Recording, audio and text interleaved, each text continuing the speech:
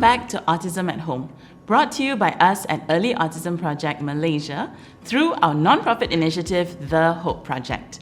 My name is Jochebed Isaacs, and it's so nice to see you again. Welcome back to our series on building tolerance. Now, in the first lesson, we introduced the general guidelines for building tolerance before moving into hair cutting. In this lesson, we will be talking about building tolerance to nail cutting. Nail cutting is one of the more common areas of tolerance for children with autism as well. We have worked with children who were more sensitive than others to the nail clipper. And to help them overcome this, they needed a more thoroughly broken down plan. As parents, we can't rely on our children to fall asleep at night to then sneak into their room and clip their nails. We need a long-term solution, and that is to build your child's tolerance to nail clipping. Let's start with some prerequisites.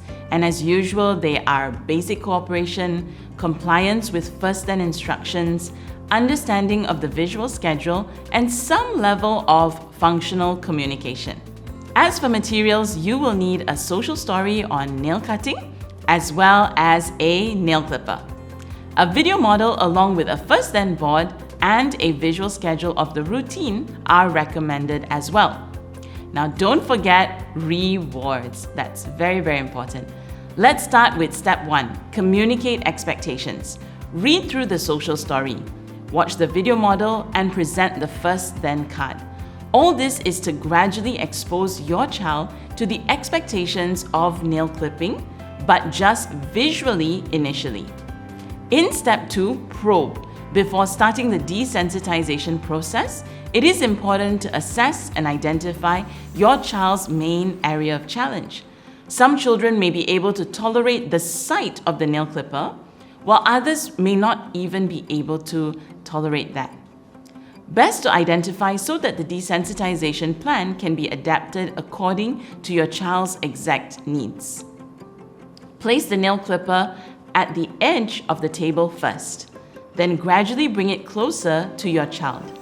You could start demonstrating clipping your nails or even getting your child to touch the nail clipper. Then move to step 3, which is practice. Here's how the practice can be done. First, read the nail clipping social story and show the first-then chart to your child. Show the reward that he or she will be working to achieve, and then show the video model. Then begin your practice. As this is a tolerance program that will need to touch your child's fingers, you will need to try to increase the tolerance level to touching the nail clipper first. Your child can start tapping the nail clipper with one finger one time. We have at times just poked at it, then gradually build it up from there. And ensure that your child has touched it with all his fingers, for example. The next phase is where your child gets to tolerate the blades of the clipper touching the tip of their fingers. We usually start 1 centimeter or 2 away from your child's fingers. You try to build your child's tolerance to 3 times snipping movements per finger, but without actually clipping any yet. Repeat this a few times till your child is able to tolerate well, then clip one nail slightly before immediately giving the reinforcement to your child. Then you gradually build the number of nails to be clipped. Start by giving a reward after the first clip, then move on to 2 clips before rewarding, and then 3 clips, and so on.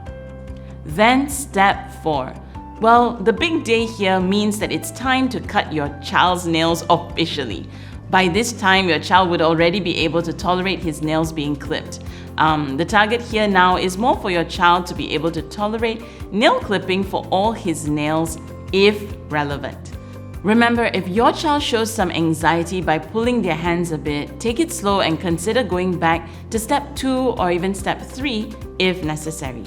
And don't forget, your child deserves an exclusive reward for completing that big day. Lastly, step 5, which is the review. Do we then generalize or troubleshoot? For tolerance to nail clipping, the generalization step is probably more relevant to other carers. For example, if your child maybe goes to a daycare center every day, it's a good idea to let the caretaker there attempt to clip your child's nails, if that's necessary. but to do so again in a very gradual manner. Begin with the practices in step 2 and then step 3 until eventually your child is able to successfully have his or her nails clipped by the babysitter. The same progression of these steps can then be replicated to target toenail clipping. Pop quiz. Your child is already starting to allow his nails to be clipped. During practice, you've informed your child that you will give reward after his nails are clipped. But after clipping nails of 3 fingers, he starts whining and pulling his hand away, and practices can't be continued. What can you do preventatively in the next practice? Read the social story multiple times. Get someone else to hold your son down while you clip his nails. Break it down by providing more frequent reinforcements. For example, in between 2 to 3 clips, then only continuing, or show the video model.